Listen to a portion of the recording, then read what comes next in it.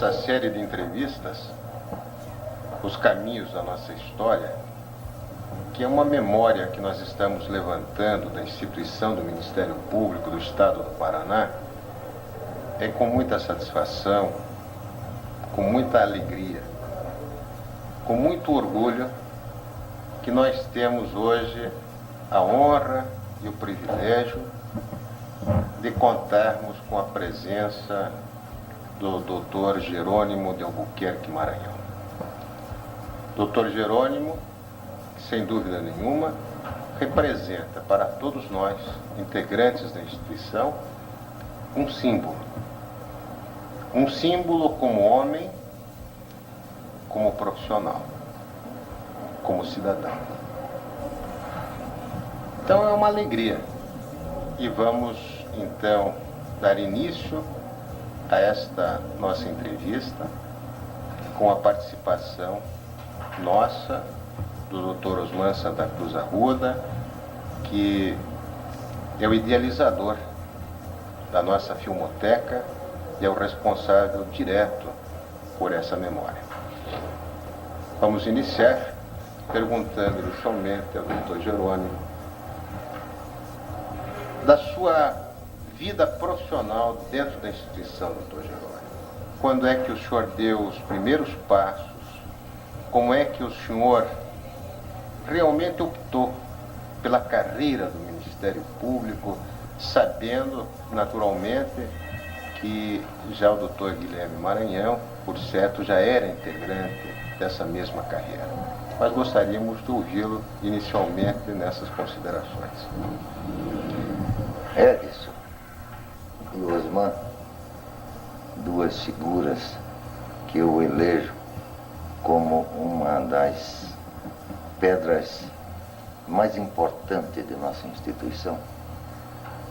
Eu quero, antes de entrar no assunto proposto, fazer um introito. Dizer que a honra, o prazer, a alegria, a satisfação é muito mais minha. Hoje, aposentado, ser chamado para uma iniciativa dessa ordem, que vai perpetuar a vida de nossa instituição, uma vida querida, amada por nós que integramos esse grande Ministério Público do Paraná e do Brasil, é uma medida extraordinariamente feliz, porque é preciso que haja a história. Povo sem história, instituição, categoria sem história inexiste. Ela se volatiliza, desaparece. E essa ideia é tão profundamente perfeita que nós só temos que parabenizar o idealizador disso. Os entrevistadores que se propõem a esse trabalho extra, deixando de lado tantos afazeres que recaem sobre os ombros de meus amigos, para marcar indelével a história de nossa instituição. A pergunta formulada é como é que eu ingressei na instituição. Ingressei por uma tendência natural de família. Meu irmão, o desembargador Guilherme Maranhão, era membro do Ministério Público. E, como tal, eu o acompanhava nas suas andanças pela luta na defesa social. E isso tudo me entusiasmou e me encheu de vontade de também pertencer a esta classe tão nobilitante, tão necessária à feitura da justiça. E cresci, tirei a faculdade junto com colegas ilustres, Juan Macioli, Rodrigo da Costa, Alcides Munhoz Neto, Antero da Silveira, meu querido amigo e colega, Edilberto Cordeiro Machado, Ulisses Breivieira, enfim, uma pleiade de nomes que hoje ainda, Vanderlei Dias, para não esquecer, ainda hoje estão aí a contribuir para o bem-estar social, para o engrandecimento de nossa cultura, de nossos trabalhos no seio da família. De maneira que ingressei com esses propósitos, com esses incentivos todos.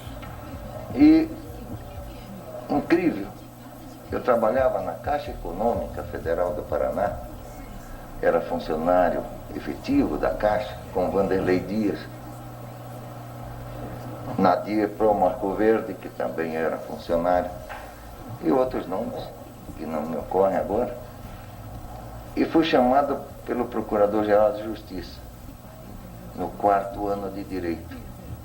Tratava-se do Dr. Edgar Távora, figura extraordinária, um homem que eu vim mais tarde a contactar com ele, e cheguei a essa conclusão de que era típico membro do Ministério Público, embora fosse ele um advogado.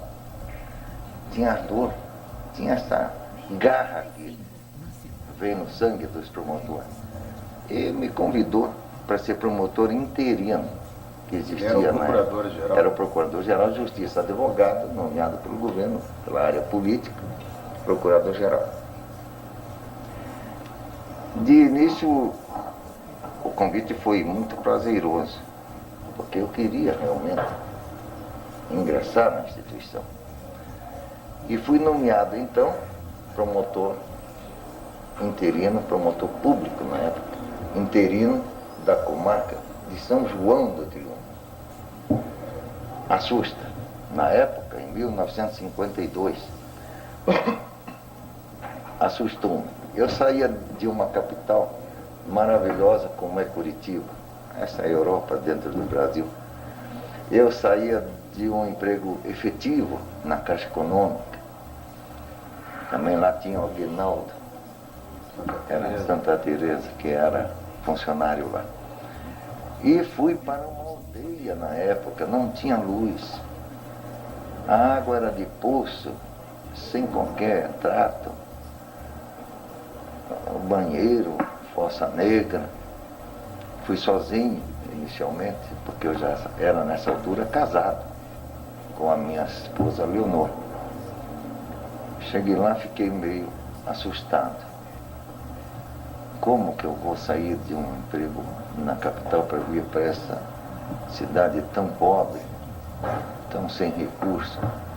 Mas voltei e falei com o doutor Otacílio Vieira Arcover, que era procurador de justiça, uma figura magistral. E expus esse problema, ele me disse: escute, um prédio se faz do alicerce para cima. Hoje é assim, amanhã não será. E como não será? Quando alguém como você for para lá, para levar ensinamentos, modos de viver da sociedade, contribuir para o progresso da cidade. Se forem correr, fugir da luta, então será sempre aquilo que está lá. E com esses argumentos ele me convenceu. E eu levei minha esposa para lá e ela ficou assustada também no começo. Mas vejam bem, lá em São João do Triunfo, sem luz, estudando à luz de vela, com aqueles percalços do banheiro lá fora, etc., eu confesso com toda a sinceridade, nada no mundo pagará o que eu recebi de bom naquela terra. Eu pude fazer a biblioteca, eu pude comprar uma máquina cinematográfica na cidade de Rebouças, junto com o Jorge Andrigueto. Cada um deu 500 mil reais na época, fizemos um conto de reais. Conseguimos com a empresa Gaolívia que nos desse esses jornais falados, mais de mar, nessa área que não fosse mato, como era lá, para eles conhecerem essa parte da vida litorânea, né? E montamos lá esse cinema, mas eu achava pouco. Nós precisávamos introduzir mais cultura, e mensana em corpore sano, né?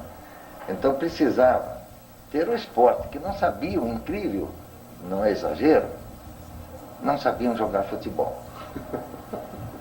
Isso aí. Em São João do Triunfo, com o doutor Jorge Andregueto, que era o juiz. Ele joga mal até hoje. Meu companheiro de pelada. Ele é um bom goleiro, né? Ele jogava. Fizemos o estádio com a ajuda dele. Fizemos um campo muito bom, com arquibancada, etc. E fizemos uma inauguração que eu reputo extraordinária para a época e para a localidade. Times de Curitiba, uma festa, a banda de música, a polícia militar cedeu a banda de música, o Mandar Pereira de Moraes era o comandante, contribuiu com tantas coisas.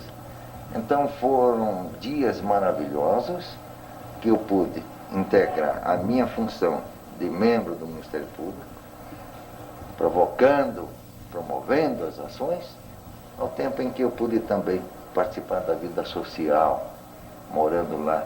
Minha senhora ensinava piano para caboclos, ela era professora de piano, eu tinha levado o piano, então ela resolveu, para não perder o tempo, ver quem quisesse aprender, que fosse lá. E houve pessoas que gostaram de aprender e hoje até tocam piano. De maneira que esse início foi um início, que eu diria, feliz. De lá vim fazer o concurso. Concurso dos candidatos, mas com a ajuda de Deus eu pude obter a aprovação. O Alcides Munhoz Neto fez esse concurso comigo e passamos, e eu voltei para São João do Triunfo designado. Então era designado para Palmeira, para São João do já na Triunfo, condição de promotor público substituto. Depois promovido para Malé, depois, se não me falha a memória, em Malé, sim, aconteceu um episódio político no país, no Paraná. O professor Bento Munhoz da Rocha Neto, que era engenheiro da Caixa Econômica, renunciava ao governo do Paraná porque havia sido nomeado ministro da Agricultura.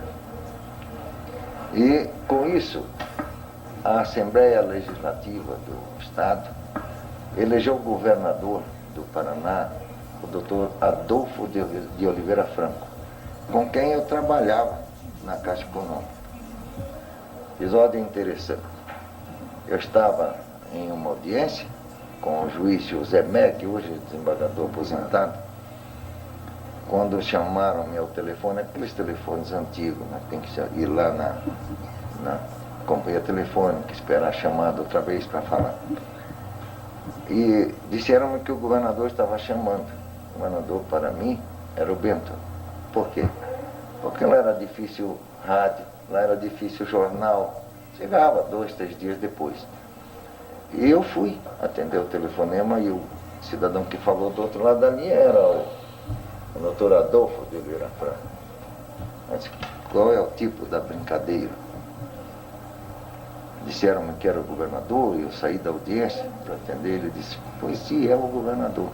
É que você não lê jornal, não ouve rádio. Eu disse, mas aqui sem luz e sem jornal não se pode ler jornal. Então ele mandou que eu botasse a minha bagagem do jeito que estivesse num vagão da Estrada de Ferro e ia-se embora para Curitiba, que eu ia servir lá no Palácio Iguaçu. Então eu saí de Malé para vir no Palácio Iguaçu. Eu aluguei uma casa e era governo de 6 meses. Nós sabíamos disso. E aconteceu que eu me absolvi lá naquele palácio com relação ao trabalho e esqueci que eu era membro do Ministério Público e que teria que voltar para Malé. Então foi um problema difícil. O procurador-geral nessa época era o professor Laertes Munhoz. E o governador Adolfo me disse, você vai voltar para Malé, faltam 20 dias para terminar o governo. E você que ajudou tanta gente, como é que se esqueceu de se ajudar? Eu digo, pois é assim a vida, mas quem sabe Deus ajuda mais. Ele ligou o telefone para o Laertes Munhoz, expôs o problema e eu fui removido de lá para Morretes.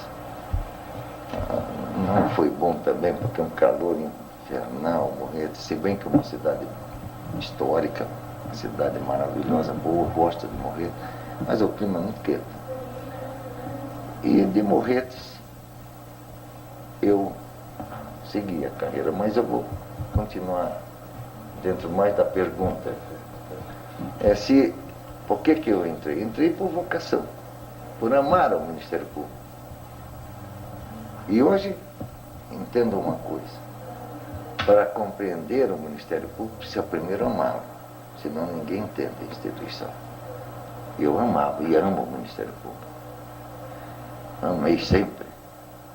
E continuarei a fazê-lo, porque é uma instituição capaz hoje de conduzir até o país para o melhor caminho.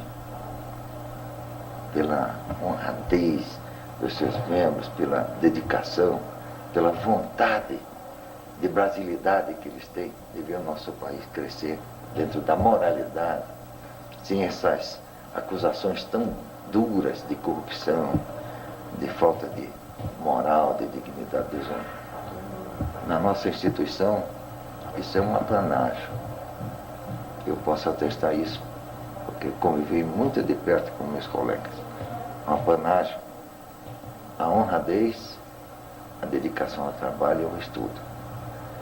Eu não sei se abordei toda a pergunta. Sem dúvida. Doutor Jerônimo, continuando aquela trajetória que o senhor interrompeu para dizer o porquê que o senhor entrou no Ministério Público, o senhor estava já em Morretes. Em Morretes. E daí? Pois é, Morretes eu fui de Morretes. E daí? Na sequência, né? O que aconteceram? Não, Morretes foi da sua carreira. Período curto, não gostei, sinceramente. Porque quando eu posso falar claramente, isso aí é para ficar no conhecimento de todos. Em Morretes, eu tinha um juiz excelente, que era o desembargador José Lemos Filho. Aconteceu que ele foi promovido para uma comarca do norte e ficou lá um substituto chamado Joel Machado. Eu não sei que fim levou, uma decepção, não caberia nem na magistratura e nem no meio social. Me perdoe a ausência, mas eu tenho que dizer, era um homem com um defeito grave, não desonesto, mas era um homossexual. Isso complicou. Eu fui ao procurador-geral na época, era o Dr. João Cid, hoje desembargador aposentado, e expus o problema a ele e disse, vamos tirá-lo, e tiraram realmente. Ele foi ao tribunal, ele saiu, mas foi para Paranaguá, onde lá ocorreram outros episódios mais graves, então ele saiu da magistratura. Mas não me deixou feliz esse episódio, e eu então propugnei pela minha saída de Morretes. Uns 3 meses depois eu fui promovido para Tomazina, Norte Velho, cidade boa, gente boa. Ali de Tomazina, eu naquela ânsia de chegar perto da capital, eu vim para Bocaiúva. Mas vamos fazer um parênteses aqui. Tudo ilusão. A periferia de Curitiba, ela não é o ideal, porque ela tem os recursos da capital. O bom, o gostoso, o melhor para o agente do Ministério Público são aquelas comarcas mais distantes, aquelas que realmente precisam de ter ali o agente fiscal da lei, o órgão nobre, independente, para defender seus interesses. Então eu acho que a prestação do promotor na sua atribuição é muito mais importante nessas comarcas mais distantes e até mesmo naquelas mais carentes, porque ali é onde ele exerce o seu reinado de integrante de uma sociedade que precisa dele. Então eu errei aí, confesso, em propugnar por comarcas próximas de Curitiba. Bocaiúva, depois Prudentópolis, cidade maravilhosa, gente maravilhosa, gostei imensamente. Depois, substituições foram várias, né? Itanga, Guarapuava, enfim, são designações. Até que, dentro desse equívoco de atuação, eu disputei a Araucária.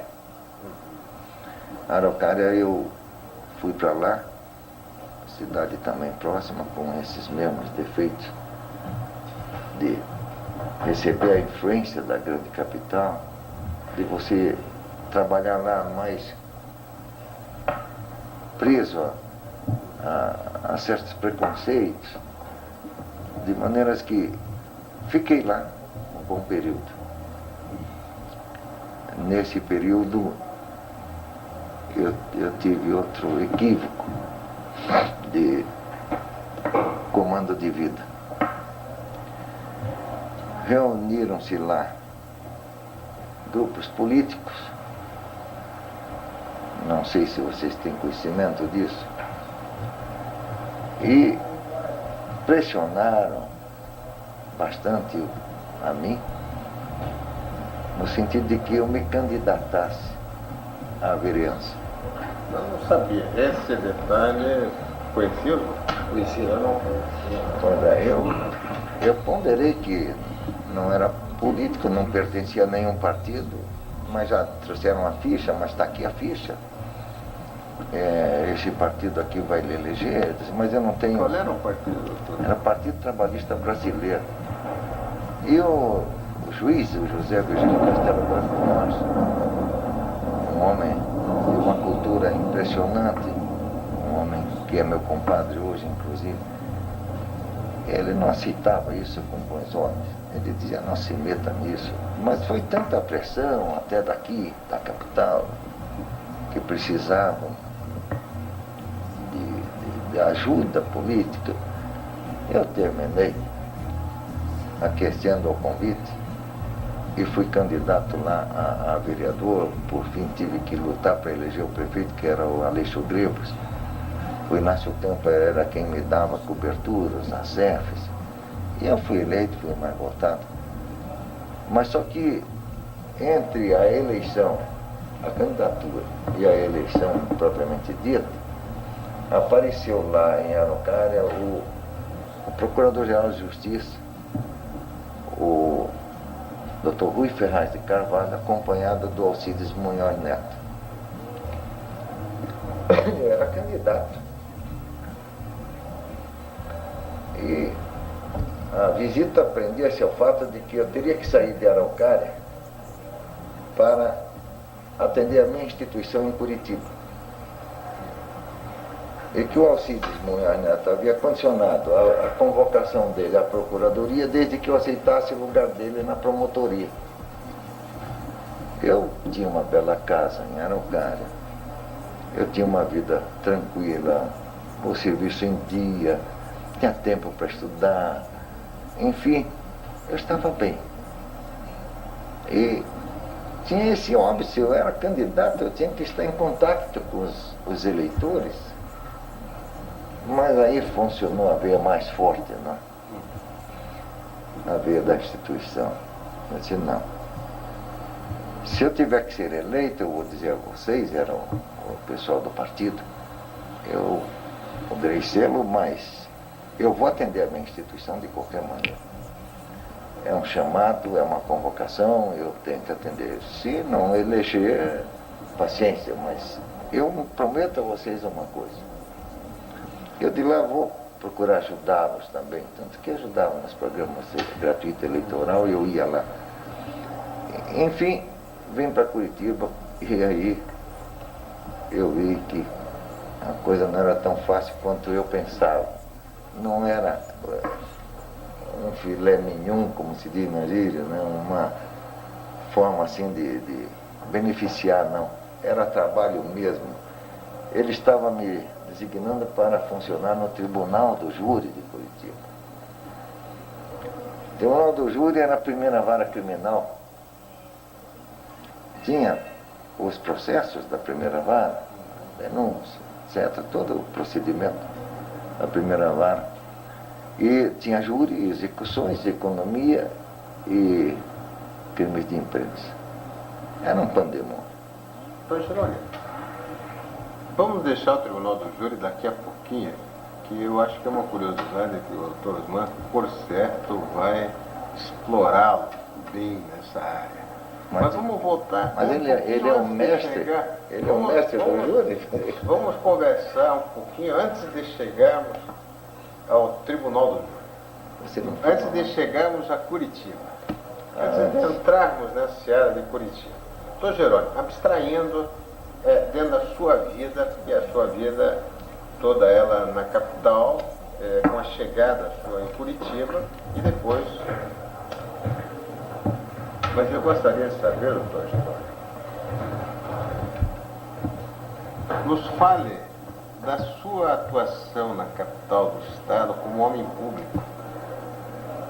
Agora, bem, vamos deixar o Ministério Público, nós vamos voltar posteriormente, né? A respeito disso também quero complementar essa bem, como homem público, eu homem público que eu digo, que nós promotores de justiça sempre fui, somos, sempre fui. esse tipo de atividade. Mas, eu digo Mas fora da instituição, eu fui convocado. O procurador-geral que está em Brasília, me telefonando. Mas continua. Isso de funções fora da nossa instituição.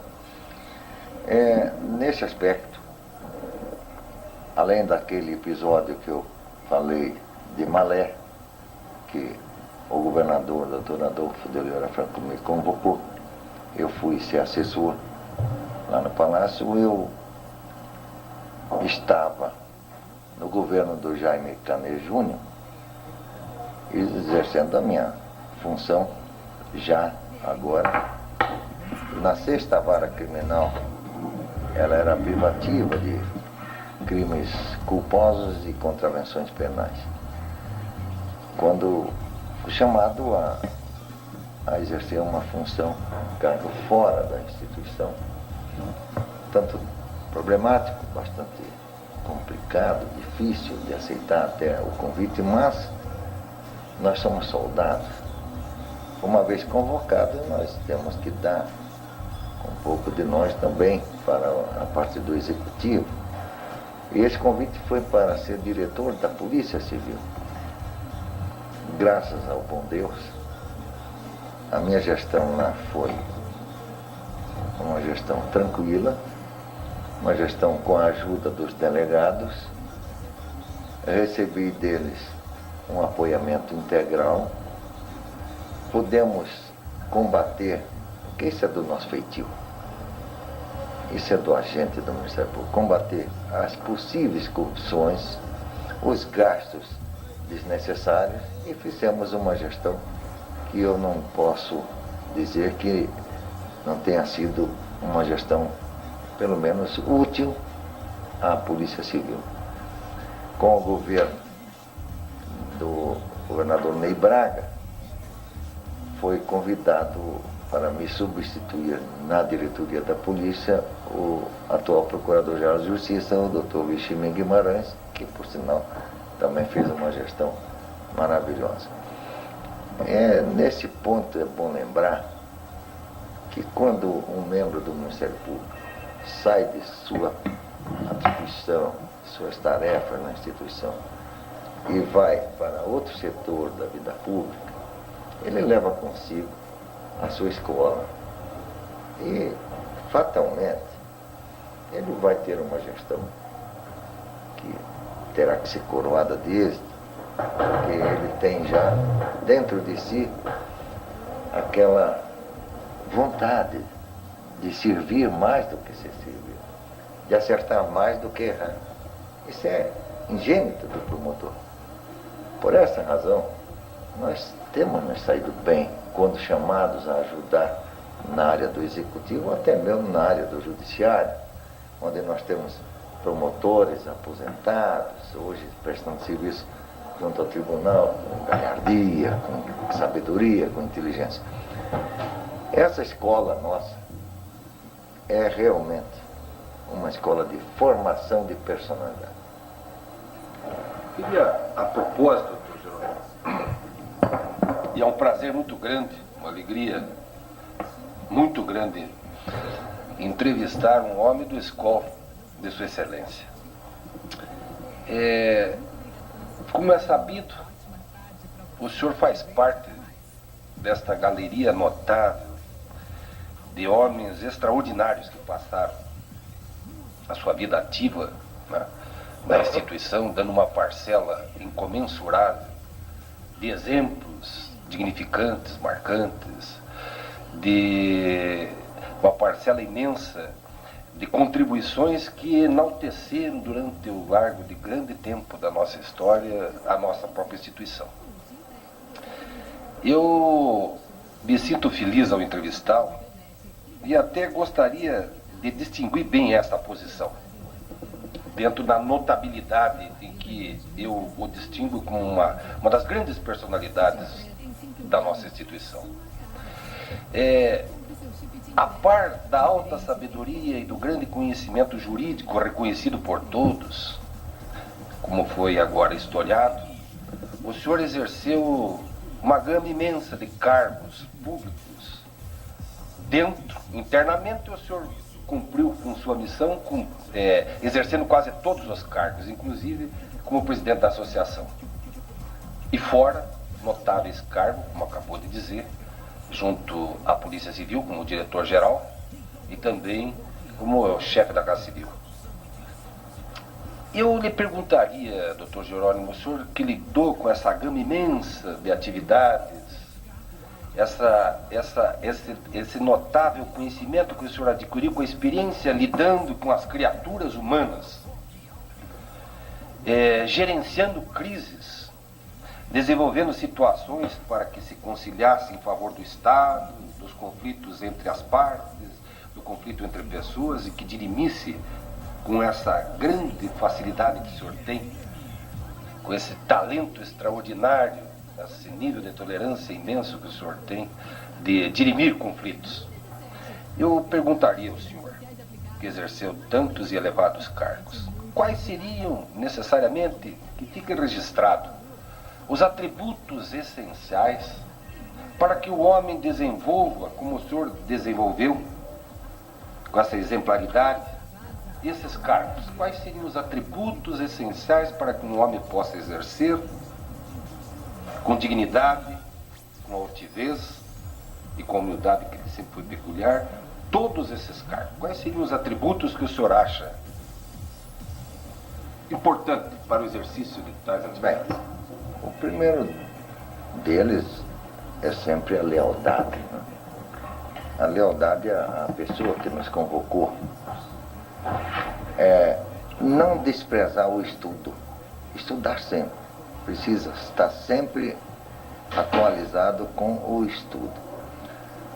A lealdade e o estudo e a compostura é uma trilogia necessária.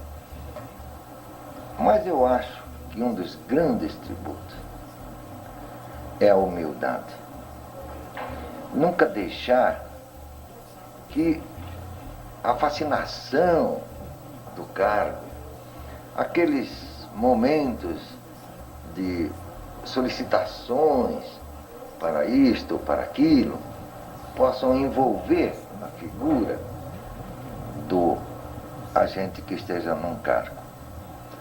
A humildade é necessária porque é dessa humildade que nasce o conhecimento de quanto tantos nos procuram. Porque se nós nos mostramos arrogantes, prepotentes, há um desejo natural do ser humano de esconder aqueles problemas que urge que a gente venha a sabê-los. E com humildade cria um clima de cordialidade, de amizade até. E esses problemas que poderiam ficar ocultos por temor ou por um afastamento face à arrogância, eles vêm à tona. Então, é muito bom a gente ter amigos, embora na chefia, ter amigos que possam abrir o coração e nos contar o que está vendo de errado, o que está vendo de correto, o que poderá vir a acontecer se seguirmos esta ou aquela trilha. Aí é o grande problema. Eu devo acrescentar à pergunta o seguinte: nunca é bom o homem estar só. O homem isolado, ele é um perdido no deserto. Eu sempre tive uma verdadeira ojeriza de estar só. E sempre procurei, nos vários cargos, no Ministério Público ou fora dele, me cercar de pessoas que, na verdade, eram os conselheiros mor, eram aqueles que comandavam quase que tudo. Eu apenas seria o pêndulo de exame, de análise da proposta desse pessoal, todos eles dedicados, leais, amigos mesmo, a ponto de censurar.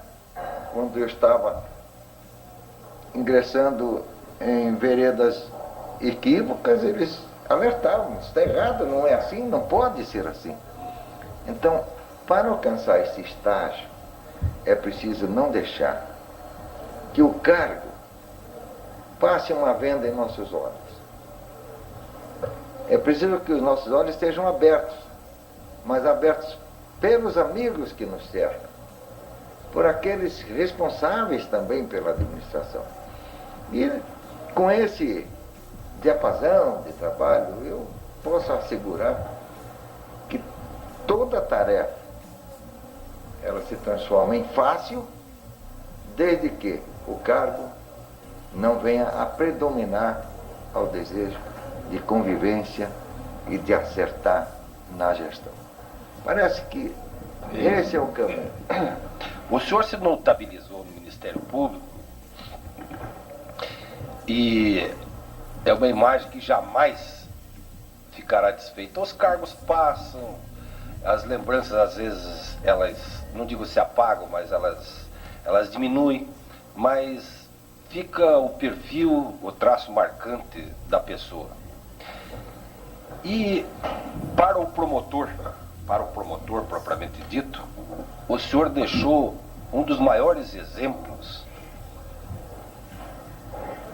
de atuação, que foi no Tribunal do Júri dessa capital.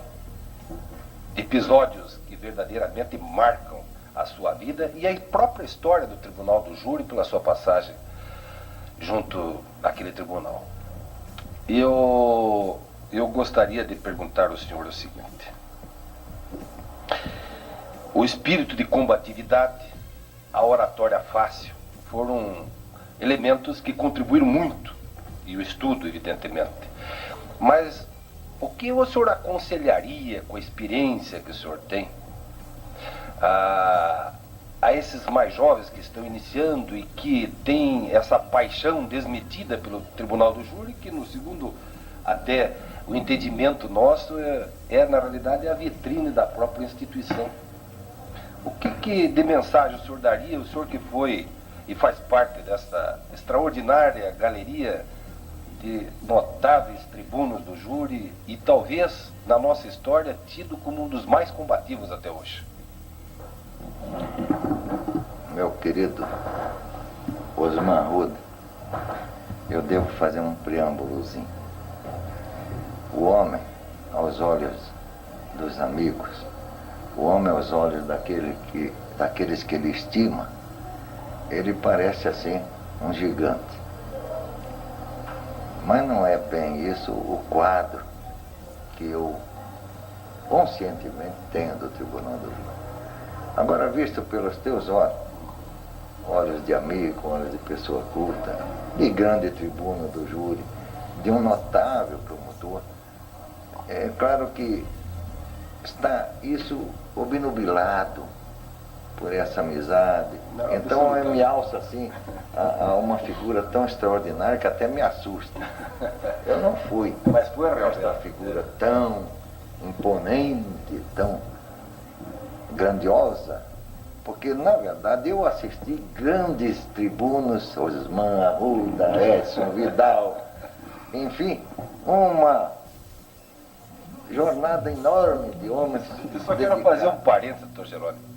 O senhor teve o privilégio, na sua época, em que o júri atingia o seu apogeu, de ter contado com adversários mais famosos do Brasil.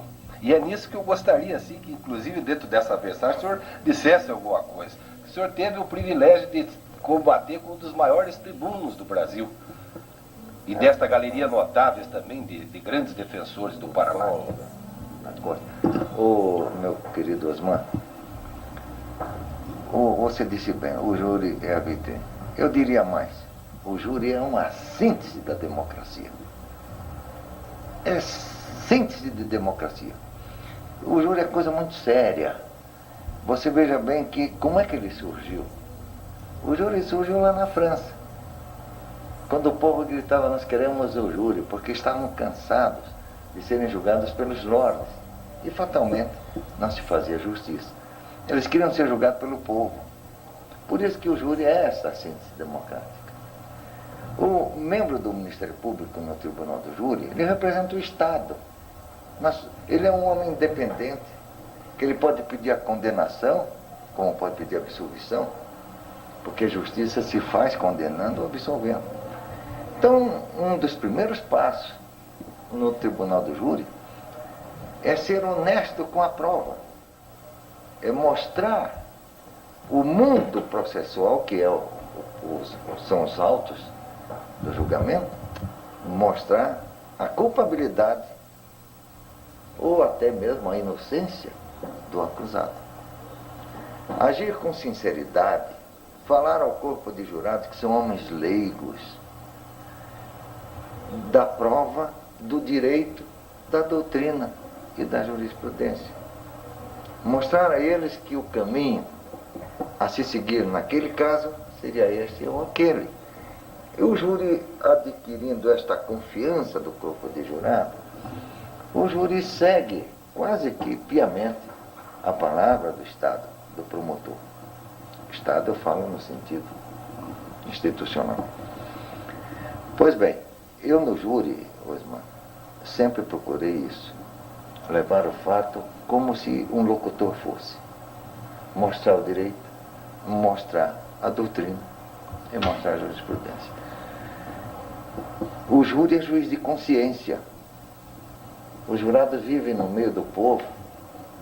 E eu tenho a impressão para mim que melhor do que nós, eles sabem da condição dos protagonistas, das circunstâncias dos crimes. Então é preciso que a gente coloque isto somente em termos de fato, de prova, de direito, jurisprudência e doutrina. Eu tive realmente excelentes tribunos na defesa. Vieira Neto, aquele Paulo da Costa, na Pinto, me parece que é isso. Vieira Lins, Ildefonso Marques, Hélio Narese, René Dotti, grandes. Naquele júri do Exposito que vieram aqueles advogados, e foi um dos júris de maior repercussão veio do esse Estado. Professor Paulo da Costa, não é? Veio defender um criminoso.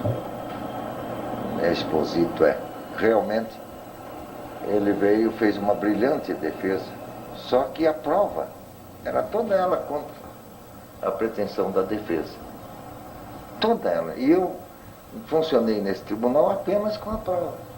A eloquência dele, aqueles rasgos de oratória que ele desenvolveu com toda a sabedoria que ele adotado, de nada adiantou, porque a prova estava à tona do processo. Foi um crime muito doloroso, foi um marquito. Isso, a sociedade toda na época. Aquilo foi um júri em que a sociedade deu uma resposta. Deu uma resposta. séria a um delinquente vil, covarde e altamente perigoso, porque ele era autor de crime sexual. E esses são os mais perigosos.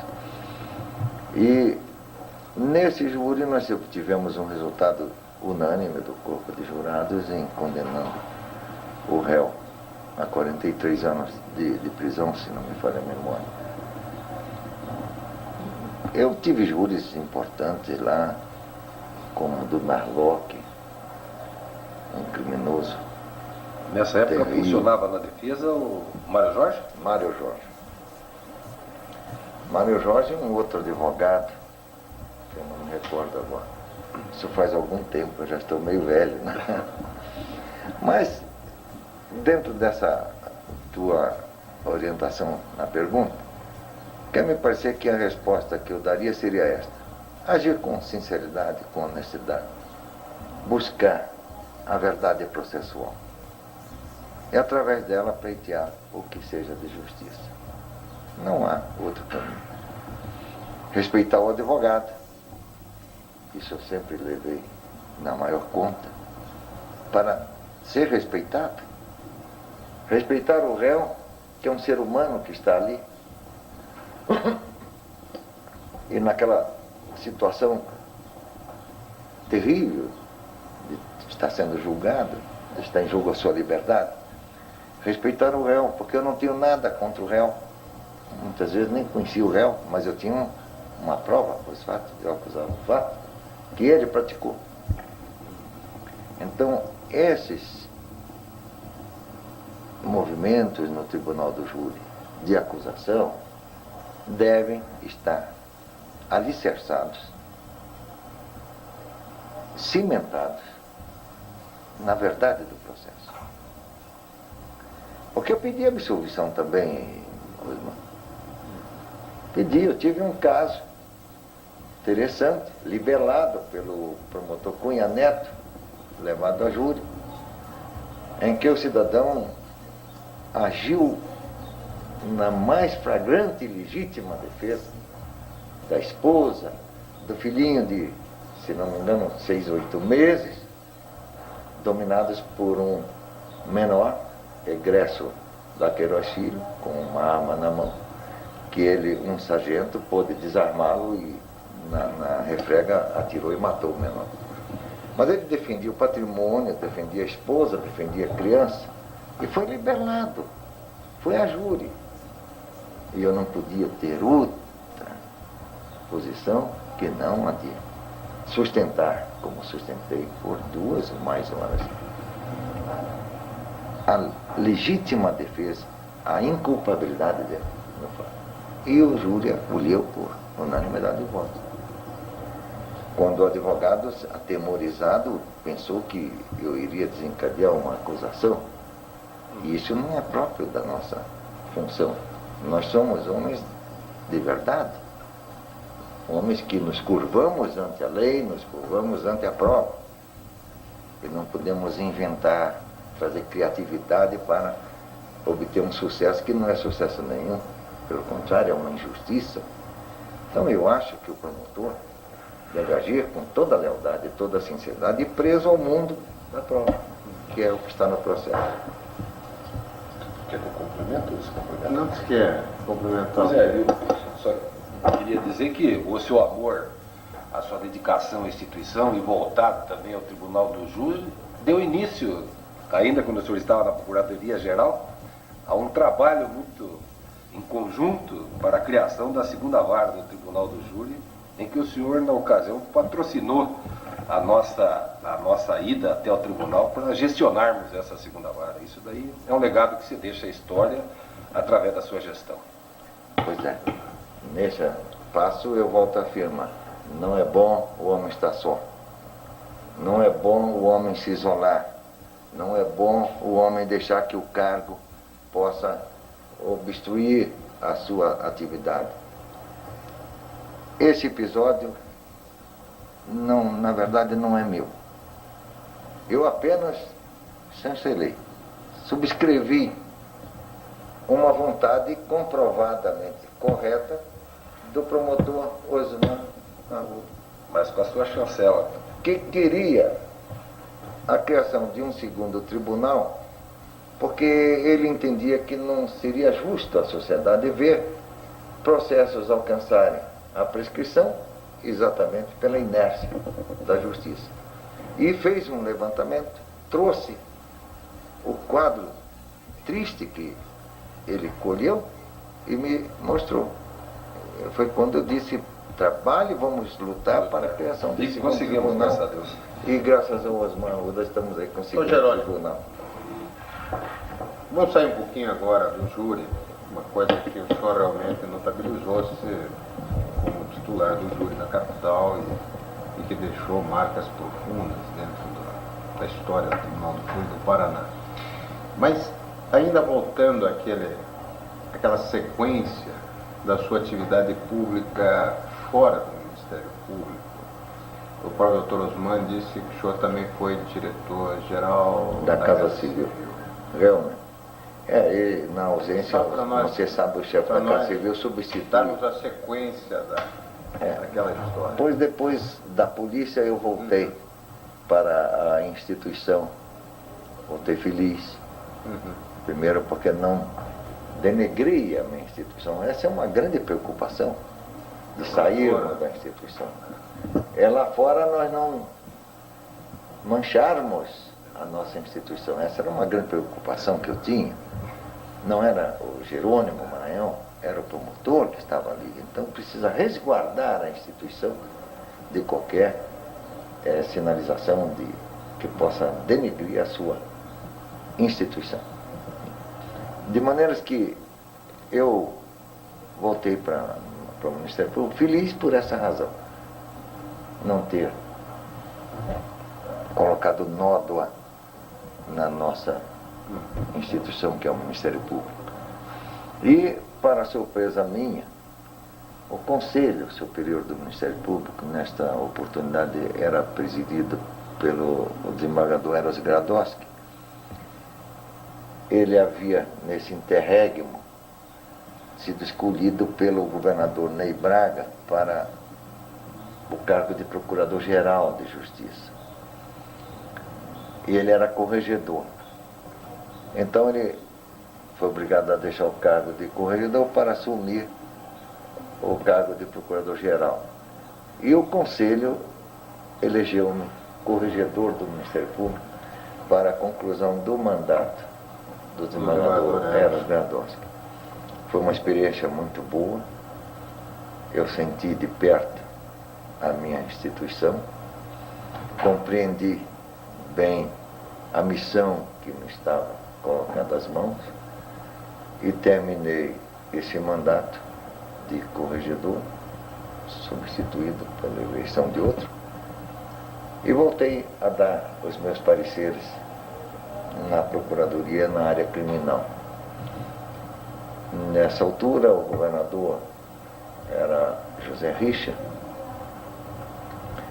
e me levou para o Palácio Iguaçu para exercer o cargo de diretor-geral da Casa Civil, cujo chefe era um grande amigo nosso, cujo chefe é um membro do Ministério Público por vontade, que nos ajudou demais na composição da Constituição de 88, o deputado Euclides Iscal. Lutou conosco, você participou desse episódio, as nossas garantias constitucionais, a nossa autonomia que foram inseridas na Constituição, nós devemos muito aos deputados do Paraná, a deputados de outros estados, mas eu alçaria, num primeiro plano, o deputado Euclides Iscal, que nessa época ele era líder do Partido Trabalhista Brasileiro, que nos ajudou muito, como também nos ajudou por demais o atual presidente da Câmara, o deputado Ives Pinheiro, e Ulisses Guimarães também. Me dizia, numa conversa, que nós não estávamos procurando vantagens, nós estávamos procurando trabalho e que o que se reivindicava era poder trabalhar com segurança, com garantias, e que ele estava apoiando plenamente esse processo de modificação constitucional. E vocês sabem que a nossa área trabalhou muito, a CONAMP, a CAEMP, não sei se ainda é esse nome. Eu fui vice-presidente do Conselho de Procuradores Gerais, era CONAMP, não me lembro mais. Confederação Nacional do Ministério Público, que aglutinava os procuradores gerais. Isso. Hoje é o Conselho Nacional de Procuradores Gerais. A CONAMP continua sendo o órgão que reúne os presidentes de associações do Ministério Público. Essas já modificaram um pouco, mas vocês estão na ativa, estão mais conscientes do que está acontecendo. Pois bem, aí introduzimos essas garantias. E na Casa Civil, eu tive a felicidade de poder ajudar, no que era possível, a nossa instituição. O senhor lembra, quando o senhor esteve na Casa Civil, parece-me que alguns agentes do Ministério Público lá também prestaram o seu apoio, o seu trabalho, dedicaram-se com afinco e engrandeceram o Ministério Público, sem dúvida nenhuma. O senhor poderia recordar alguns nomes? Bom, eu tive pessoas extraordinárias ajudando no compasso de desenvolvimento administrativo. Eu tive lá um grande promotor, Santos Lima, é uma figura extraordinária, competente, estudioso. Celso Medeiros, Jesus Sarrão. Eu quero me lembrar de um que teve até uma estafa de tanto cargas em cima dele, que era promotor da Vara Família. Foi para lá. Irineu. Batista Moreno. Esse chegou a estafar, porque lá era um serviço pesadíssimo, intelectualmente, forçando uma situação. Mas me lembro-me desses, e volto a dizer, a minha preocupação sempre foi essa, me cercar de grandes elementos, de preferência, se fosse possível, do Ministério Público. Nesse conjunto de entrevistas, dessa memória, o que nós queremos também é justamente realçar esses colegas, né, que participaram, que são lembrados, né, e que honraram sobremaneira o Ministério Público. Doutor Jerônimo, não sei se encerrou essa parte da atividade pública na Casa Civil. Não sei se... foram esses os cargos. Nunca fora do Ministério. Eu fui convocado pelo procurador Henrique César, certa feita, para atender a parte da Comissão Geral de Investigação, na Secretaria de Educação, CGI. Mas isso foi um trabalho mais de investigação de ideologias, etc. Mas lá também contei com promotores me ajudando, de maneiras que eu nunca estive só, Edson. Você que é uma pessoa que eu estimo tanto, que é tão querido, tão dedicado, tão estudioso, sabe disso. Agora nós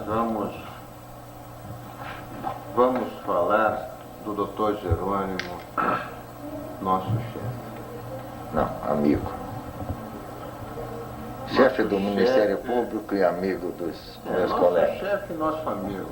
O Tramuginha, que é muito rebelde nas suas colocações, quando ele fala hoje com o atual procurador-geral, Dr. Luiz Chiminho Guimarães, ele sempre diz assim, capo de tutti capo, né? E realmente é o nosso chefe, e o senhor realmente é o nosso capo de tutti capo. Chefe da instituição. Doutor Jerônimo, na instituição, antes de chegarmos a essa chefia, o senhor foi presidente da associação? Foi, por 2 vezes. Por 2 vezes. O senhor foi corregedor-geral? Fui. O senhor foi conselheiro? Fui. Coordenador? Foi coordenador? Conselheiro várias vezes. Coordenador A coordenadoria que nós A estamos coordenadoria... fundando com meus auxiliares lá, era a doutora Celita e o doutor Bussi. Exatamente, que trouxeram inovações extraordinárias, como recurso extraordinário. Aí já foi na gestão do Guilherme doutor Guilherme, foi numa que trouxe esse serviço maravilhoso que está aí, que projetou a nossa instituição nacionalmente. É verdade. Mas, doutor Jerônimo, então vamos ao doutor Jerônimo, nosso chefe. O senhor trouxe, sem dúvida nenhuma, com a experiência na sua vida administrativa, dentro do Estado, organização, do Estado, administração, o senhor deu uma estrutura administrativa ao Ministério Público, a parte funcional do Ministério Público, no quadro do Ministério Público. Queria que o senhor lembrasse, doutor Jerônimo, justamente do que o senhor trouxe, do que o senhor alicerçou dentro da instituição, que foi um passo decisivo para que nós conseguíssemos, através da nossa lei, do nosso quadro geral, dar essa estrutura hoje moderna do Ministério Público. Bom, Edson, você foi um dos grandes colaboradores, você sabe disso. Você, René Cravete, Osman Arruda, enfim, para citar nomes eu levaria. Só não vamos falar meia de hora. defesa do consumidor, que nós vamos deixar depois para falar em meio ambiente. Mas nós procuramos ali, junto com os meus colegas, refazer muita coisa na nossa instituição, até a parte material, que estava tão ridícula, aquele corredor horroroso, aquelas salas mal servidas, enfim, não estava numa boa situação. Inclusive, pareceres estavam acumulados, em cerca de 400 e pouco. Então, com esta gente que me auxiliava ali, vocês, começamos a discutir temas dessa hora, melhorar o aspecto material. Sem dinheiro, o Estado lamentando também não ter dinheiro, mas alguma coisa com empréstimo de outras secretarias, com a ajuda da Secretaria de Educação, da Cultura, fizemos alguma coisinha para melhorar a nossa aparência, que estava muito pobre. Melhorar desta parte, cuidamos de reativar a coordenadoria, que absurdamente estava desativada. A coordenadoria é um órgão de grande importância na instituição. Não poderia nunca ser desativada. Então, reativamos essa coordenadoria. A corregedoria também, procuramos dar uma ampliação maior de auxílio ao corregedor, dando-lhe atribuições as mais variadas. Na parte do gabinete, as convocações foram feitas por necessidade premente. Seu gabinete, o senhor teve um gabinete extraordinário, de colegas maravilhosos. Tive realmente, pois eu transfiro a eles qualquer sucesso que tenha havido. Osman Arruda, você participou. O gabinete diretamente do... Diretamente eu tinha o Fajardo, o Johnny, que são figuras extraordinárias, maravilhosas. O Joel Carneiro. Assim, para me lembrar, eu tenho medo de ocorrer em omissão. Nomes assim, de colegas. Eu posso omitir. Mas eu tinha um gabinete de promotores que são hoje a nata da instituição. Quase todos eles são procuradores. Eu acho que todos são procuradores. E merecidamente. E os grupos se dedicaram. setoriais, doutor Jerônimo? Como? E os grupos setoriais? Pois nós montamos os grupos setoriais. O senhor que montou. Inclusive havia um equívoco administrativo. A Procuradoria-Geral tinha status de Secretaria de Estado. Hoje não é mais isso, até porque ela é um órgão. Mas na época tinha esse status e baixava-se portaria. Mas portaria é para segundo escalão. E eu tive que mudar isso, e muitos estranharam. É resolução. Nós vamos baixar a resolução, e não portaria, porque nós somos uma Secretaria de Estado.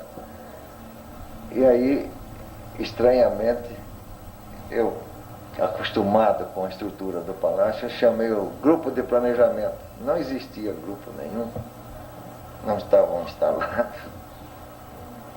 Mas com o auxílio dos meus colegas promotores, nós instalamos os grupos setoriais. Hoje não é mais essa denominação, são departamentos. Veja a importância que tinha esses grupos, hoje transformados em departamentos necessários. E, aliás, quando o senhor montou os grupos setoriais, a exceção de um ou outro, mas, na verdade, hoje os diretores de departamento são os antigos chefes dos grupos setoriais que o senhor trouxe ao Ministério Público. Pois é. Essa é uma das coisas que Deus me ajuda. É a escolha. Realmente, eu fui ajudado por Deus nesta empreitada. Eu não vou me lembrar de todas. Né? Tinha um moço chamado Ricardo, que é o nosso diretor do departamento administrativo hoje. Pois esse moço eu nomeei no Palácio Iguaçu para o protocolo.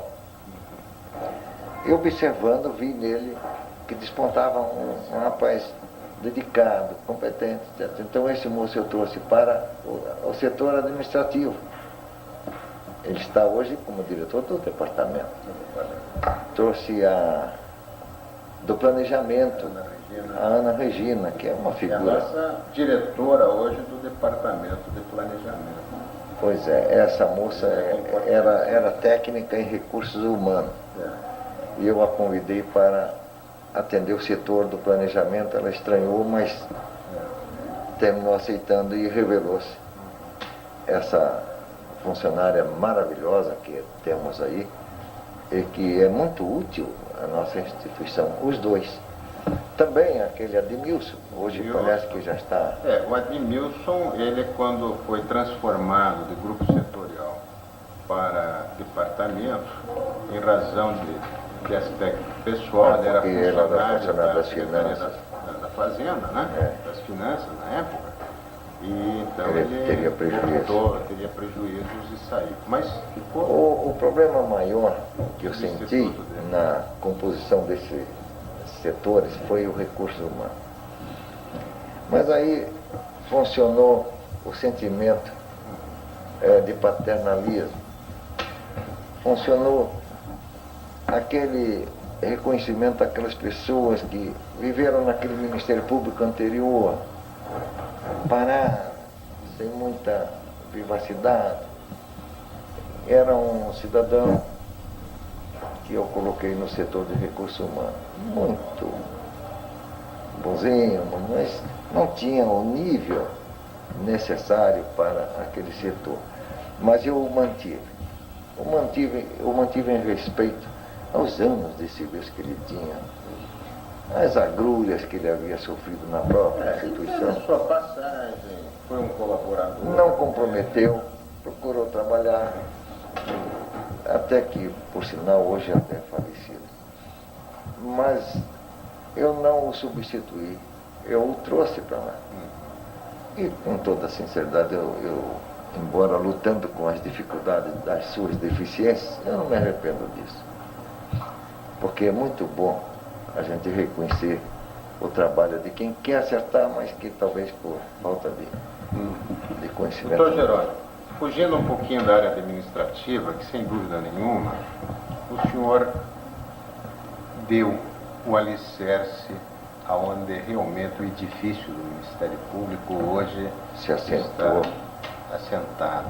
Essa é uma grande verdade e foi uma contribuição graças à sua visão. Correto, só que hoje vocês construíram nesses alicerces o edifício majestoso que nós vemos. Doutor Jerônimo, tudo dentro da sua época, porque naquela época em que o senhor foi chefe da instituição, evidentemente os recursos do Ministério Público eram parcos. Eram quase nenhum. E depois, com o advento da nova Constituição, com essa independência toda, evidentemente, esse aspecto econômico alargou-se de uma forma extraordinária. Quer dizer, extraordinária considerando o que era antes. Mas tudo é uma época, é uma evolução, né? Mas que, em absoluto... O Ministério Público se posicionou hoje como um órgão do Estado. Ele tem sua independência, ele tem seus recursos financeiros, administrativos, funcionais. Então, não se pode comparar a um Ministério Público dependente que tinha que bater a porta de outra secretaria para buscar recursos. Era difícil. E éramos admissíveis a denuta. Na hora que contrariasse a vontade dos políticos ou do chefe do Estado, o governador, era fatal a mudança. Mas uma coisa o Ministério Público pode se orgulhar. Nós nunca nos curvamos à vontade política e sempre que o governo pretendeu algo que comprometesse a instituição, ele recebia o nosso clássico não. Isso eu tive a satisfação de fazer e farei sempre, aonde estiver, quando estiver em jogo a nossa integridade, a nossa independência, eu brigava e lutava por ela. Pro Jerônimo, que faz parte também, integrante dessas nossas... Só para não esquecer, só um cumprimento. Vocês devem estar lembrando, eu baixei uma resolução que determinava a transferência da feitura das folhas de pagamento para a nossa instituição. Nesse aspecto, contei com o apoio extraordinário da Ana Regina. Fizemos até contactos e convênios com a Celepar para essa transferência. Porque eu não entendia mais a nossa subordinação à Secretaria da Administração, uma vez que a Constituição, a meu ver, nesse aspecto ela era auto-aplicável. E baixei a resolução e isso gerou uma série de atritos. A pretensão era que eu a revogasse. Este episódio é bom que se registre. Eu não atendi esta solicitação. Não, nós lutamos por essas garantias e não posso abrir mão delas porque eu seria então, no caso, um dublê. Uma pessoa de duas caras, que luta por uma garantia e depois trai a sua instituição, cedendo a uma vontade política que não me é nada agradável. De maneira que será feito assim.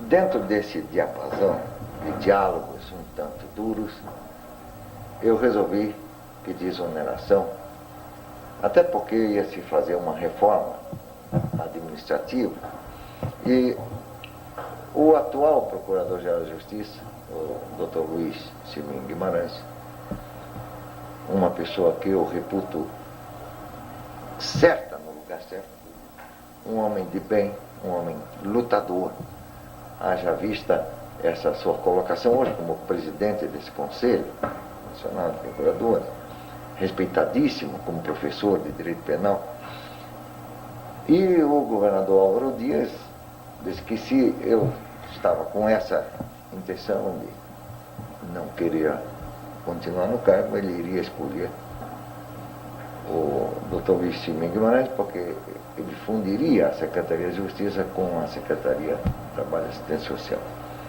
Depois o senhor fará melhor fazendo assim, porque a substituição, a vantagem é para o Ministério Público. E fui pedir exoneração e o Dr. Luiz Simim Guimarães, numa reunião com os procuradores mais antigos, no gabinete ainda meu, na época, disse a nós outros o seguinte: todos os atos que o Dr. Jerônimo Maranhão praticou serão mantidos. Eu farei isso como uma promessa, como uma declaração de diretriz na minha gestão. Estava o Dr. Eduardo Correia Braga, que era o decano da instituição, estava o doutor Antero da Silveira, estava o presidente da associação, que era o doutor Milton Requelme de Macedo, estavam lá outros procuradores, quando ele afirmou isso.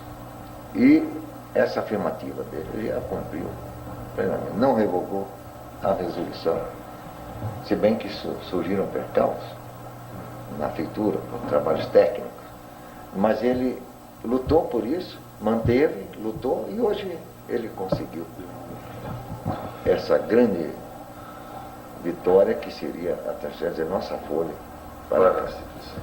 E outros fatores também. Só quero perguntar uma coisa do Jerônimo. Agora vamos falar um pouquinho, já falamos da parte administrativa, mas vamos falar um pouquinho da menina dos olhos também, entre tantas coisas, que foi a defesa do consumidor e do meio ambiente, do qual o senhor foi realmente o que instalou no Paraná, o que deu realmente condições para que hoje a defesa do consumidor hoje, com o doutor Cleiton Camargo na coordenação, como procurador de justiça, conta com 5 promotores hoje, com uma estrutura satisfatória, sem dúvida nenhuma, e que é um cartão de visitas hoje também do Ministério Público e que tem dado ao Brasil um exemplo muito grande de como é que se trata com as coisas sérias, que é a defesa do povo. Fale-nos um pouquinho, doutor Jerônimo, sobre a instalação dessas 2 promotorias. Não foi fácil, foi um trabalho árduo, mas era necessário. Houve até quem dissesse que isso seria um desperdício. Mas eu sentia na carne que o Ministério Público tem esta função de defesa do povo, da sociedade, e conversava com o procurador Edson Vidal, conversava com o doutor Antero da Silveira sobre esses assuntos, com um promotor muito dedicado, eu já recordo o nome dele, de Senha, também, que era integrante da coordenadoria, Carlos Alberto de Senha. E esta necessidade eu sentia e queria botar em prática.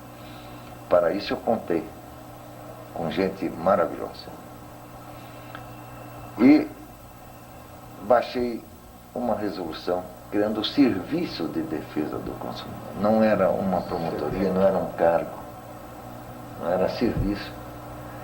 E para o desempenho, implantação, para o desenvolvimento daquilo que muitos achavam que não alcançaria objetivo nenhum, eu convoquei um promotor brilhante, um promotor apaixonado pela instituição, um promotor que não tem hora nem dia para vir atender a convocações dessa ordem, que era o procurador hoje, Edson Vidal.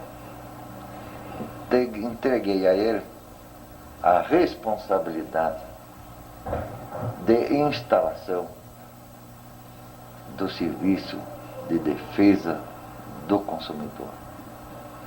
E de proteção ao meio ambiente ficou com o hoje procurador René Cravete. Essas 2 figuras eu poderia situar como indispensáveis ao sucesso desse trabalho. Dedicaram-se de corpo e alma, lutaram como gigantes, trabalharam assustadoramente e batiam à minha porta, quase que constantemente, pedindo gente para trabalhar mais e pedindo espaço, recurso para a ampliação do serviço. Me lembro da necessidade do aluguel de uma casa. Esta que hoje funciona. Garantias condicionais. As garantias condicionais. Para alugar essa casa foi uma odisseia. achavam caro o aluguel, outros achavam desnecessário, isso na área do executivo, terminando por alugar a casa, que é onde hoje funciona a defesa dos direitos constitucionais. E para lá foi o Dr. Edson Vidal e o Dr. René Cravé. Chegaram lá com funcionários escassos e a somatória de serviço foi tanta que nós tivemos que ampliar, recorda? Levando mais um promotor para lá, mais gente, e eu não tinha gente, e não podia contratar. Então, foi uma fase dura. Mas graças a esse espírito de luta, graças a essa dedicação tão marcante desses promotores, que são hoje os 2 procuradores, está aí hoje funcionando com toda a força na defesa dos carentes de recursos legais para se defenderem da ganância, do avanço indevido de comerciantes menos dignos da função que exercem. Quantas lutas eu vi Edson Vidal tendo nas varas criminais, quantas lutas até com a Sunab, que não atendia com o rigor necessário àqueles laudos. Pedimos apoio policial, foi dado em parte. O delegado de crimes contra a economia ficou quase que sob as ordens do serviço do Dr. Edson Vidal. Enfim, foram trilhas de pedra para atravessar e chegar a algum lugar que é o que hoje nós ocupamos. Doutor Jerônimo, a respeito da defesa do consumidor, veja a sua responsabilidade. Recebi ontem o relatório do Dr. Cleiton Camargo, que é o coordenador, ilustre coordenador da defesa do consumidor, onde no mês de novembro, portanto no mês passado, foram celebrados e referendados acordos no valor de 150 milhões de cruzeiros. Só veja o que isto representa dentro de uma comunidade. 150 milhões de cruzeiros, os valores dos acordos referendados pelos promotores da defesa do consumidor em Curitiba. O Ministério Público alçou-se. Vejam bem, partindo dessa primeira pedra até aqui, mas nós já vemos o Ministério Público sair à noite atrás do povo para ouvir os reclamos, dando suas horas extras ali sem nenhuma vantagem, porque aí está a grande conotação da instituição. Nós não buscamos vantagem, nós buscamos um ideal, um desejo nobre de poder atender a essa população que precisa de ter uma instituição como a nossa, séria, respeitada e dedicada para defender. Porque, ao contrário, nós teríamos o quê? Aqueles quadros da exploração do homem pelo homem, que sempre foi um desapanágio no Brasil. Um sofrimento sem ter aonde bater para pedir socorro. Hoje, a população do Paraná, porque não é só Curitiba, esse serviço foi estendido também para o interior do Estado, defesa do consumidor e do meio ambiente, que nos preocupava. Um parêntese, eu extingui uma delegacia de jogos e diversões da Polícia Civil, onde tinha um potencial de 80 carros e 80 e tantos servidores, para criar, essa foi a primeira no Brasil, a Delegacia de Crimes contra o Meio Ambiente. A primeira foi inédita. No Brasil. Eu recebi da Itália, da Inglaterra, Telex, dando os parabéns por essa criação, a primeira no Brasil. Depois criamos com o general Alcino Pereira Gonçalves a pedido do Estado do Amazonas, foi o segundo, nos pediu para irmos até lá e instalar também lá essa delegacia. Mas quando eu falei em extinguir a delegacia de jogos, houve uma grita geral, uma má vontade, mas foi extinto. O Dr. Jerônimo foi um chefe realmente extraordinário. E você falou bem, Osmar, quando você disse da paciência, da tolerância. Eu me recordo quando nós estávamos na defesa do consumidor e o René estava na defesa do meio ambiente, quantas vezes nós chegamos no seu gabinete colocando o nosso cargo à disposição, porque a falta de material era grande e tal, e saíamos dali, sabe, sendo até agradecidos que estávamos ali, porque o procurador-geral, ele dizia, não, nós temos que encarar isso e tal, e dava a volta por cima. E uma ocasião, eu me lembro, até foi jocoso, eu cheguei para o René e digo, René, nós vamos falar com o procurador, vamos reivindicar dessa vez e tal, que nós tínhamos que reivindicar na época. Mas, por favor, não vão mais colocar o nosso cargo à disposição, porque isso já está ficando meio chato. Até, nem poderia ser admitida essa hipótese, porque os escolhidos foram exatamente aqueles que eu julgava com todas as condições necessárias para o engrandecimento desse serviço. Agora, é claro, eu estava com as maiores dificuldades em pessoal, em maquinário. Nós emprestávamos máquina de escrever para eles de outros setores, não tinha dinheiro para comprar. Nós éramos franciscanos. Pois bem, mas o Dr. Edson, de repente, pelo seu valor, ele foi convocado. Ele me procurou para dizer isto, que estava convocado para um setor no executivo. Eu levantei várias hipóteses no sentido de demovê-lo dessa convocação, porque eu iria abrir uma brecha incapaz de ser preenchida. Fiquei apavorado. Ponderei com ele que ele não fizesse isso, que a instituição estava precisando de mais, mas eu não sei bem até porque ele estava fascinado em dar essa colaboração como diretor-geral da Secretaria de Segurança Pública. Por sinal, meus parabéns. Foi um trabalho extraordinário e o Noronha deve, nessa altura, estar com as mãos levantadas para o céu, agradecendo essas coisas, que ele soube escolher bem. Mas me desfalcou. Então eu tive que ir procurar outro, e ele próprio citou nomes, me indicou nomes, os quais foram para lá.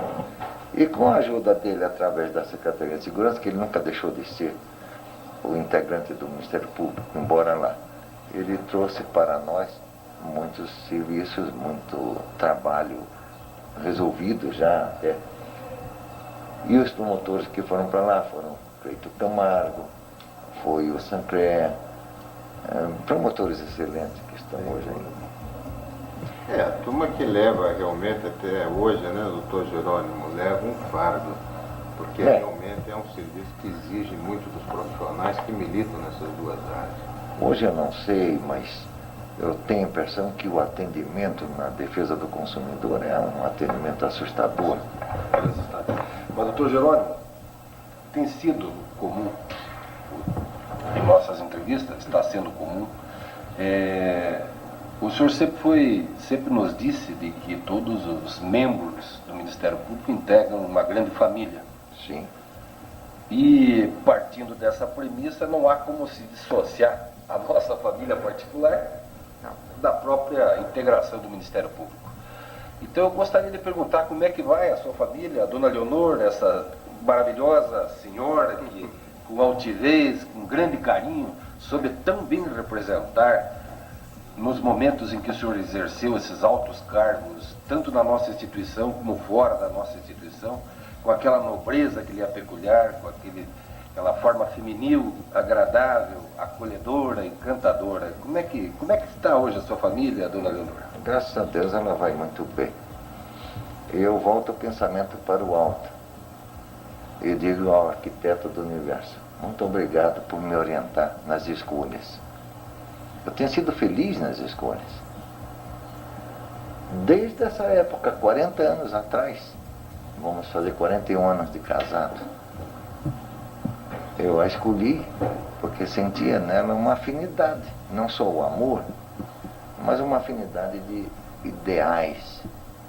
Ela me acompanhou em toda essa luta.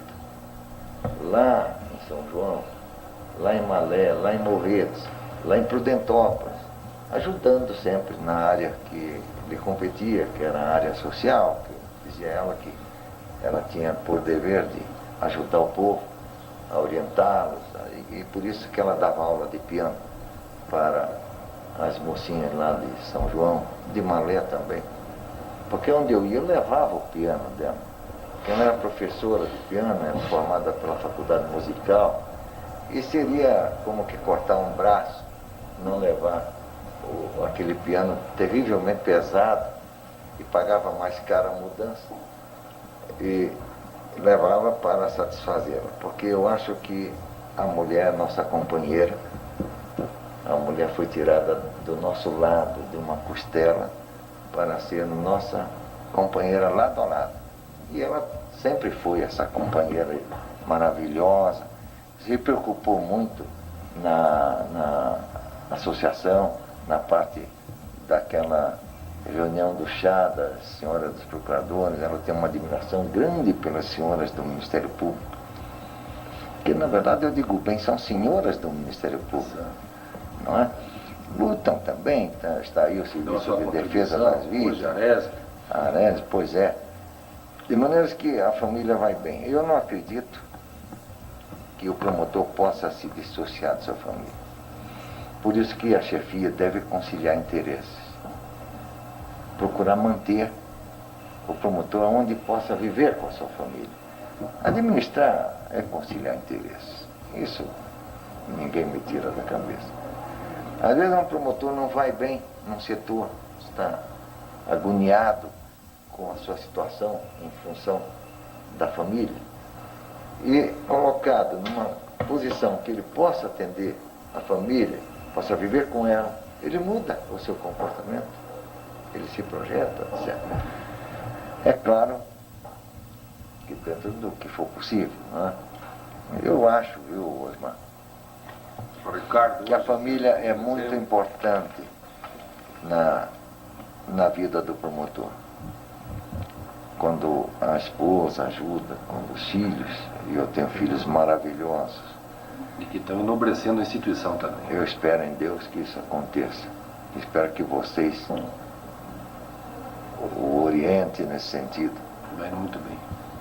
De maneira que, pensando bem, eu diria que nada melhor, Osmar, Edson, na vida do ser humano, do que ele ensinar às gerações futuras com exemplos de dignidade, de respeito, de apreço ao semelhante, de humildade. Nada na vida é melhor do que isso. Se eu deixei algum exemplo, eu agradeço àqueles que me cercaram, agradeço àqueles que me ajudaram tanto, que foram pessoas tão leais, tão dignas. Agradeço a eles qualquer sorte de sucesso. Não nosso, mas da instituição. Porque se houve esse sucesso, podemos com toda seriedade transferir para os promotores. Foram eles os maestros desta orquestra toda. E como tal, está a sinfonia aí, tocando brilhantemente, melhor do que a sinfônica alemã. É um Ministério Público maravilhoso, o atual, já com recursos maiores, já com esta gente que foi forjada na instituição, que veio ajudando desde os primórdios até aqui, que estão hoje como procuradores, estão voltados para elevar cada vez mais o conceito do Ministério Público do Paraná e do Brasil. Eu me lembro, fugindo um pouco do tempo, Edson Vidal fazia palestra em Brasília. Talvez ele até não saiba. as verbas, o dinheiro para ele poder viajar, era contado em centavos, tirado de setores de aquelas diárias, não tinha mais, então era emprestado dinheiro, para ele poder projetar nossa instituição lá fora. René Cravete, fazendo palestras sobre o meio ambiente, para ir em Santa Catarina, que luta. Não tinha recurso. O Estado não se importava muito em dar esse recurso, até porque não tinha também. Então, mas assim mesmo nós cumprimos grande parte dessas palestras. Yeah. E fomos projetados por Edson Vidal, por René Cravete, lá fora, para organizar o serviço de defesa do consumidor e do meio ambiente. Edson é testemunha disso. Fomos buscar em São Paulo subsídios, fomos buscar em Santa Catarina e eles formaram o próprio sistema de atuação do Ministério Público do Paraná para obter esse recurso, para atender essa mínima coisa, que era mínimo, ir a São Paulo para estudar, ir a Santa Catarina para estudar. Que dificuldade, que luta. Quando nós queríamos era apenas trabalho, trazer luta. Edson lembra quando houve aquele pandemônio no país, que o presidente Sarney gritou aquela palavra de liberdade, dizendo que ele iria reduzir a inflação a 0.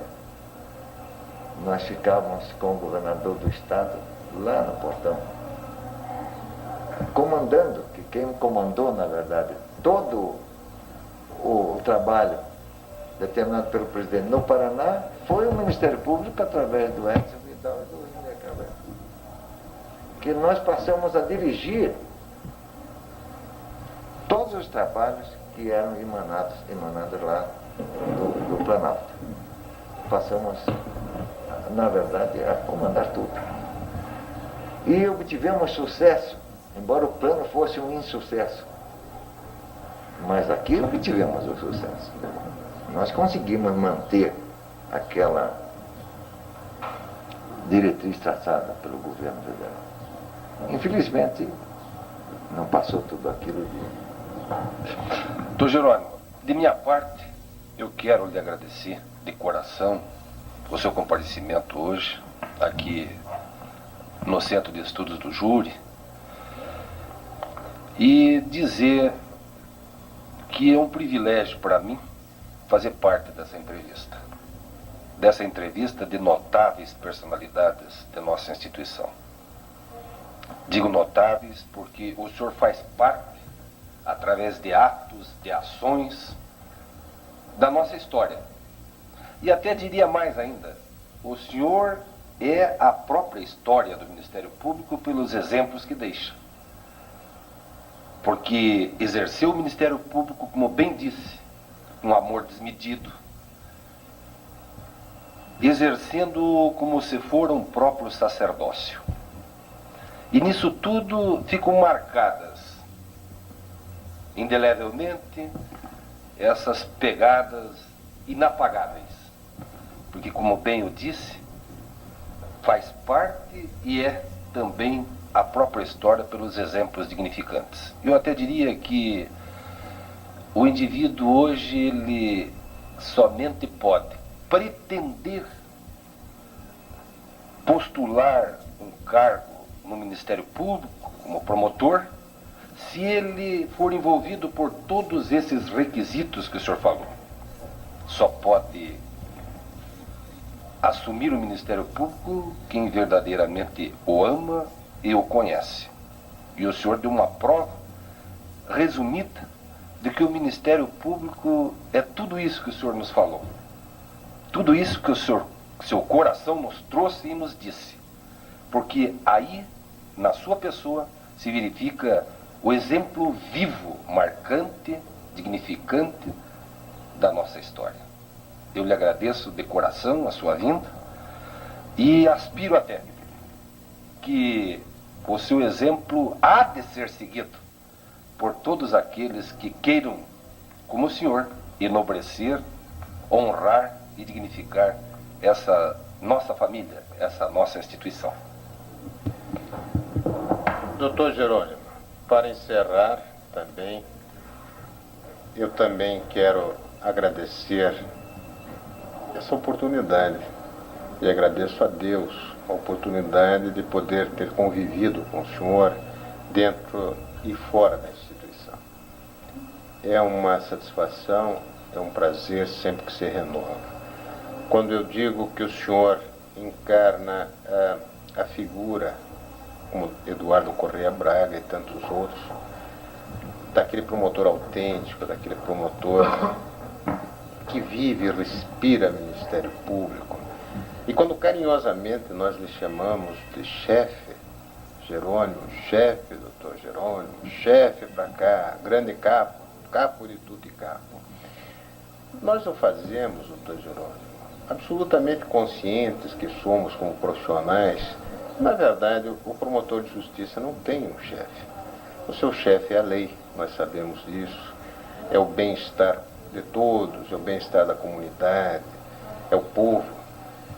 Mas quando nós denominamos chefe, é porque nós elegemos aquela chefia natural que nós aprendemos a admirar, e admirar com muita profundidade, pelos exemplos de pessoa, de cidadão, de profissional, de chefe de família, um homem autêntico também, em toda a acepção do termo. Então, quando nós nos referimos sempre ao nosso chefe, doutor Jerônimo, é do fundo da alma, é do fundo do coração que nós queremos render as nossas homenagens, queremos render o nosso apreço, queremos render a nossa admiração, mas uma admiração sincera, não uma admiração meramente formal, esquisita, estranha. Não, aquilo que vem de dentro de nós, que fomos e somos promotores de trincheira. E por isso, chefe, foi um privilégio e uma honra muito grande essa entrevista.